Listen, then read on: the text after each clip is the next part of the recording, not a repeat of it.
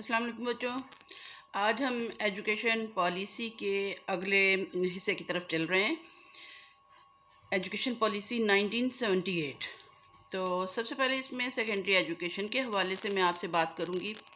تو اس پالیسی میں secondary education کی نوعیت اور اہمیت کے بارے میں اس طرح نظر ثانی کی گئی کہ اس پالیسی کے نقطہ نظر سے سیکنڈری ایجوکیشن کی اہمیت اس لحاظ سے پائی گئی کہ چونکہ اول تو یہ طلباء کی تعلیم اکثریت کے لیے مکمل تعلیم کی حیثیت رکھتی ہے. دوم یہ اعلیٰ تعلیم اور پیشے کی نوعیت کے حساب سے بنیاد کی حیثیت رکھتی ہے. یہ کہ اس کے ساتھ ساتھ دیکھا گیا کہ سابقہ 4 درجے تعلیم کی بجائے 3 درجی تعلیم کا سسٹم بنایا جائے. قبل ازیں پرائمری، سیکنڈری، کالج اور یونیورسٹی کی تعلیم تھی اور اس طرح سے اس کو 4 درجوں میں تقسیم کرتے تھے. اب اس کو ایلیمنٹری، سیکنڈری اور یونیورسٹی ایجوکیشن میں بتدریج تبدیل کیا جائے گا. اول تو انٹرمیڈیٹ کالجز جو ہیں ان میں 9th اور 10th کی کلاسز شروع کی جائیں گی اور چیدہ جو ہائی اسکول ہیں ان میں بھی فرسٹ ایئر اور سیکنڈ ایئر کی کلاسیں یعنی انٹرمیڈیٹ کی کلاسز جو ہیں ان کو شامل کیا جائے گا. مادی سہولیات کے حوالے سے اگر ہم بات کریں تو اس میں سائنس لیبز ہیں اور اساتذہ کا تقرر ہے اور خاص طور پر دیہاتی سیکنڈری اسکولز میں ہاسٹل کی سہولت بہم پہنچانا ہے.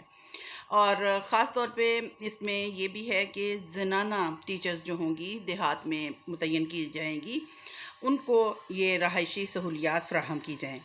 اور اس کے ساتھ ساتھ سیکنڈری کلاسز میں مختلف نوع سبجیکٹس بھی انٹروڈیوس کرائے جائیں گے تاکہ طلباء کی دلچسپی اور ان کے رجحان کے مطابق نئے مضامین پیش کیے جا سکیں. اس کے علاوہ سیکنڈری تعلیم کی بہتری اور ترقی کے حوالے سے کچھ مزید اقدامات کے حوالے سے پروگرام بھی وضع کیے گئے، جس میں سب سے پہلی بات یہ کہ ریاضی کو لازمی مضمون کا درجہ دیا جائے گا. دوسری بات یہ کہ زرعی ٹیکنیکی تعلیم کو ماضی کے تجربات سے فائدہ اٹھاتے ہوئے نظر ثانی کی جائے گی اور اس میں ضروری تبدیلیاں لائی جائیں گی. پھر یہ ہے کہ 1000 مڈل اسکولوں کو سیکنڈری کا درجہ دے دیا جائے گا اور 200 نئے اسکول بھی کھولے جائیں گے. نئی سائنس لیبز اور لائبریریز ان اسکولوں کو فراہم کی جائیں گی سیکنڈری اسکولوں کو جہاں پر اس سے پہلے یہ لیب موجود نہیں ہیں. پھر یہ ہے کہ 1150 رہائش گاہیں جو ہیں وہ اساتذہ کے لیے اور خصوصاً زنانہ اساتذہ کے لیے بنائی جائیں گی. طلبہ کی تعداد بڑھانے کے لیے جہاں ممکن ہو شفٹ سسٹم بنایا جائے گا. پھر بات آ جاتی ہے سائنس ایجوکیشن کی. تو اس پالیسی میں سائنس کی تعلیم کو خصوصاً اور الگ طور پر اہمیت دی گئی کیونکہ کسی بھی ملک کی بہتری اور ترقی کے لیے یہ تعلیم جو ہے وہ بہت اہم کردار ادا کرتی ہے. پالیسی بنانے والوں نے سوچا کہ سائنسی تحقیق اور ٹیکنالوجی کی ترقی کے لیے ٹھوس بنیاد فراہم کی جائے.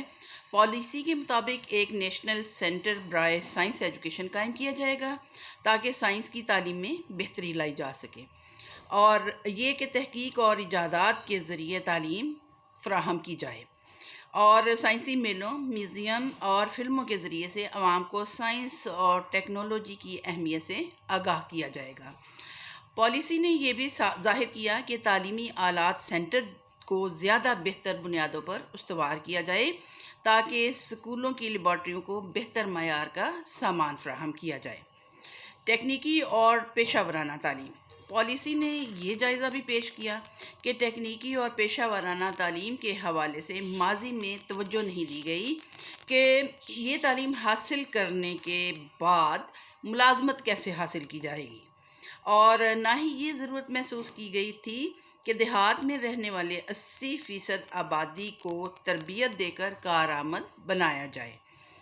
لہٰذا ٹیکنیکی اور پیشہ ورانہ تعلیم کے حوالے سے بہتری لانے کے لیے اس پالیسی میں یہ فیصلہ کیا کہ مارکیٹ کی ضروریات کو مد نظر رکھ کر پیداواری مرکز نصاب متعارف کروایا جائے اور ایک فیصلہ ساز کمیٹی قائم کی جائے جو کہ تجارت اور انڈسٹری کے افراد پر مشتمل ہوں اور وہ مارکیٹ کی ضروریات کو مد نظر رکھ کر پیداواری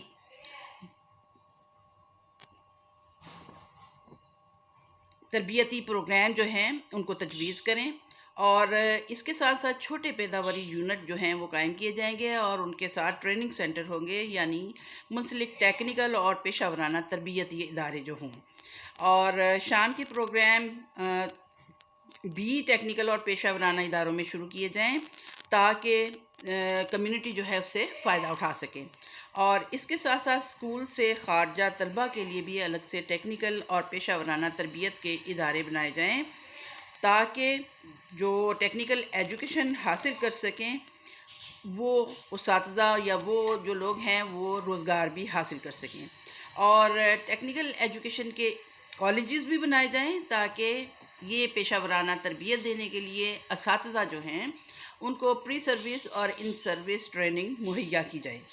یہ کالج ساتھ ساتھ یہ ذمہ داری بھی نبھائیں گے کہ وہ اسٹاف ڈیولپمنٹ کی ٹریننگ کے لیے کارآمد قسم کے ماڈلز بنائیں گے، اور ساتھ ساتھ مختلف لیولز کے لیے وہ کتابیں بھی تجویز کریں گے تاکہ مختلف معیاری کتابیں جو ہیں وہ مختلف لیول کے لوگوں کو ٹریننگ دینے کے کام آ سکیں۔ امید ہے آپ کو یہ ٹاپک جو ہے وہ اچھا لگا ہوگا اور اس سے آپ کو معلومات بھی فراہم ہوئی ہوں گی۔ نیکسٹ ٹاپک میں ہم شامل کریں گے، اس میں ہم ٹیچر ایجوکیشن اور ہائر ایجوکیشن کے حوالے سے بات چیت۔ اوکے دین، تھینک یو، اللہ حافظ۔